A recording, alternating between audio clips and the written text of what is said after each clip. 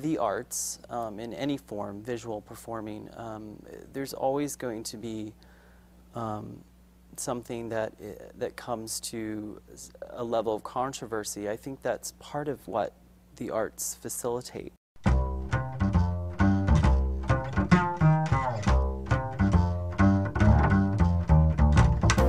This is Faith Complex, a dialogue about the entanglement of religion, politics, and art.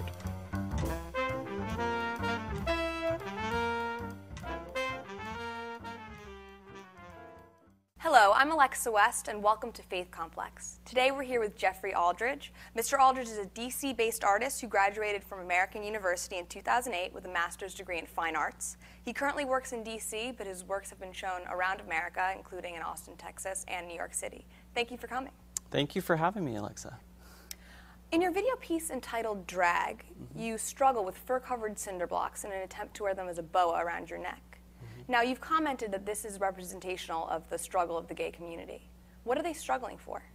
That piece in particular was more about expectations, sort of trying to be, and taking this material, a cinder block, and sort of decorating it itself, and then adorning myself with this weight of something to be expected, to go out, to participate, to be adorned, to be looked at. For me, the fur was sort of a personal sort of way to comment about our own skin, I guess, and using and appropriating a different material to something that we accessorize ourselves with, if you think of boas or furs.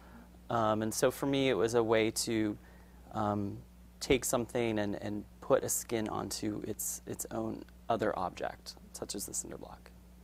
Now, in December of last year, you helped create a protest mask to bring attention to a piece of art that was censored from the National Portrait Gallery by David Wojnarowicz. Now, what did you mean to convey with this mask? It was a very quick sort of response. I think that we just wanted to have a visual, another representation, and specifically for the artist, because the artist is deceased.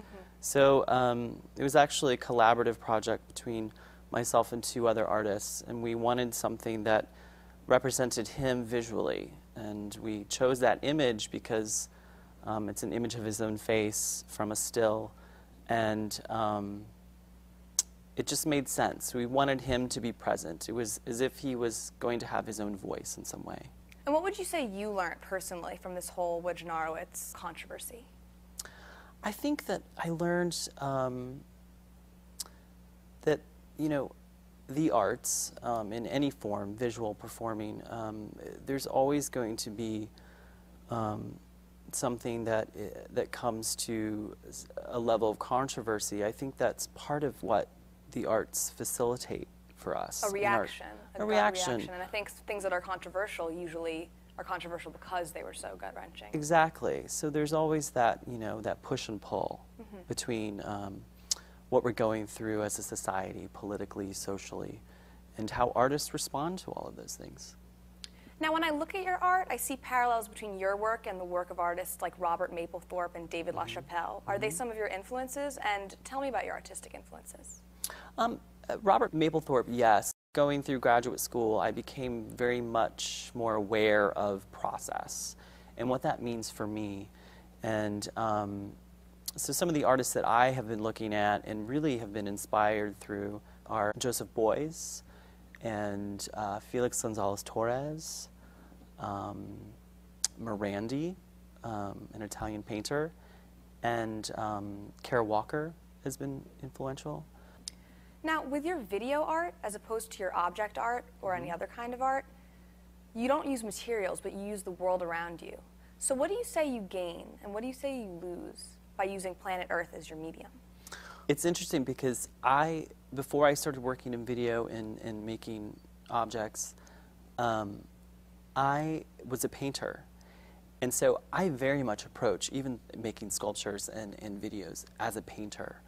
I am aware of that viewfinder. I'm aware of that screen, just like I would be aware of the size of the canvas.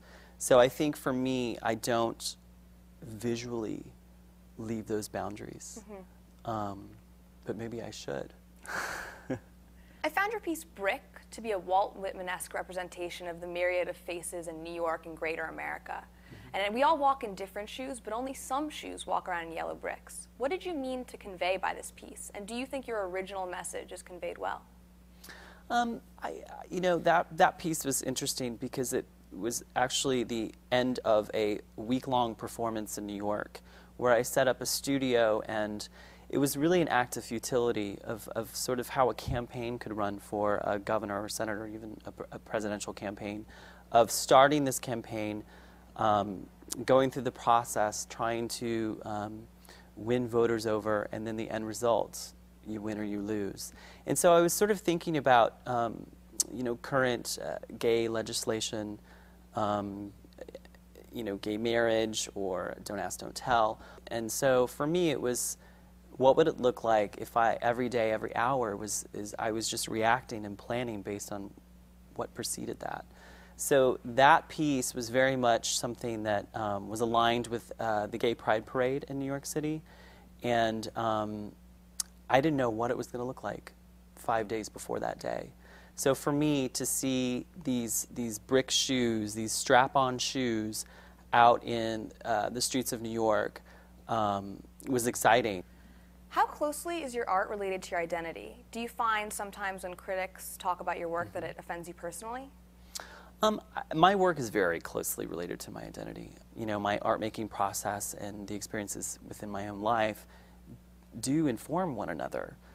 I really don't become offended from, I guess, any sort of negative criticism. I think it actually helps inform me. It's a continuation of the dialogue. You're always going to have negative or positive. But also, there's at some point where I don't feel very personal about the work anymore. I sort of let it go because I sort of look at it as something larger than myself. So I think that distance in the end also helps negate any sort of personal feelings towards negative criticism. So you'd say a piece is a part of yourself until you finish and you let it go. Right. I want it to go. I want it to live somewhere else. I want it to be a part of, our society, our world. It's larger than myself. I think these ideas and concepts are larger than myself. I may use myself in these performance modes or tie in some of my own personal histories or experiences with larger cultural concepts.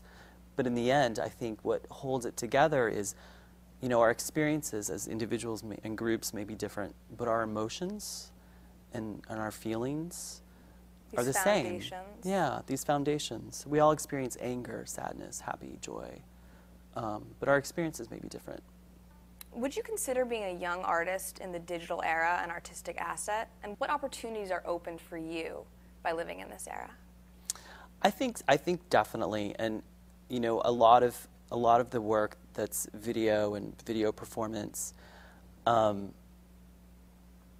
an immediacy there, and there's definitely current trends in technology that facilitate that, everything from Facebook to Twitter.